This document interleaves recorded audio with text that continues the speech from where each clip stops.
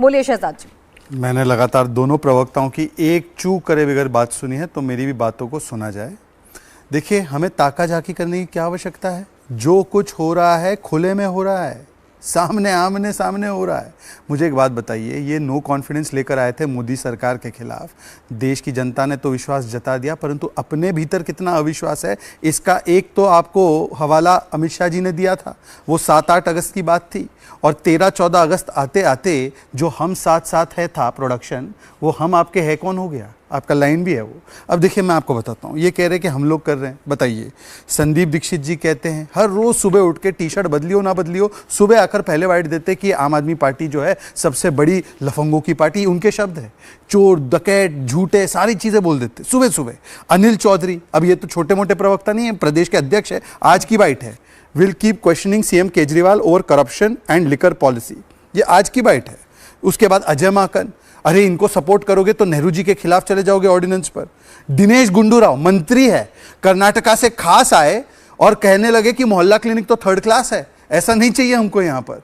बताइए, अच्छा बाकी छोड़ दीजिए, मैं आपको बताता हूं, ये INDIA जो है ना, इसका मतलब है इनक्रेडिबली नेगेटिव डिवाइडेड इनका अलायंस। ये इनक्रेडिबली नेगेटिव डिवाइडेड इनका अलायंस का देखिए, जब से बना है तब से क्या क्या हुआ है। टीएमसी लेफ्ट को गाली देती है, लेफ्ट टीएमसी को जादवपुर पर गाली देती है, कांग्रेस टीएमसी को बोलती है हत्यारी है लोकतंत्र की, आरएलडी जाकर वोट नहीं करती दिल्ली सर्विसेज बिल पर, आम आदमी पार्टी कहती है कि पंजाब में कांग्रेस के साथ कुछ नहीं करना है, 84 के नरसंहार के जिम्मेदार है। कांग्रेस केरल में कहती है कि इनके अंदर कोई कॉन्फिडेंस नहीं, इन्होंने भ्रष्टाचार किया है।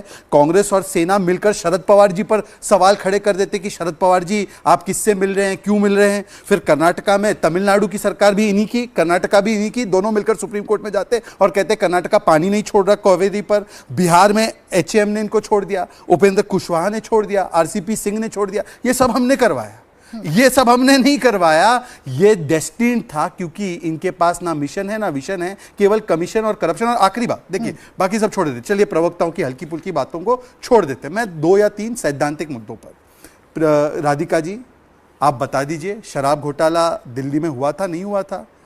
दूसरी बात, शीश महल में अजय माकन ने 100 करोड़ का फिगर दिया था, इस पे इंडिया टीवी पर बड़ी बड़ी स्टोरी भी चली, उस पर आपका क्या स्टैंड है? शीश महल में करप्शन हुआ था, नहीं हुआ था? और बाकी सब छोड़ दीजिए, प्रवक्ताओं की बातों को मैं सीरियसली लेता ही नहीं हूँ।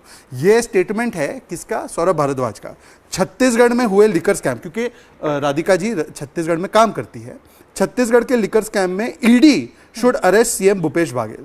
अब बता दीजिए ऋतुराज जी की ये गलत बयान था, ये इसको सीरियसली नहीं लेना। चलिए मैं इन सवालों का जवाब ले लेती हूँ। राधिका खेड़ा जी, एक एक करके देखिए, आपके ही नेता हैं, अनिल चौधरी भी आपके नेता, अलका लांबा जी के बयान पर तो कल बवाल हो ही गया। संदीप दीक्षित क्या कहते हैं आम आदमी पार्टी के लिए? तो क्या मैसेज क्लियर नहीं है? क्या अभी भी जमीन पर एक दूसरे के साथ काम करने में दिक्कतें पेश आ रही हैं? गठबंधन तो बन गया, लेकिन दिल्ली में कैसे 7 सीटों की लड़ाई होगी, ये भी अभी चुनौती है आप लोगों के लिए।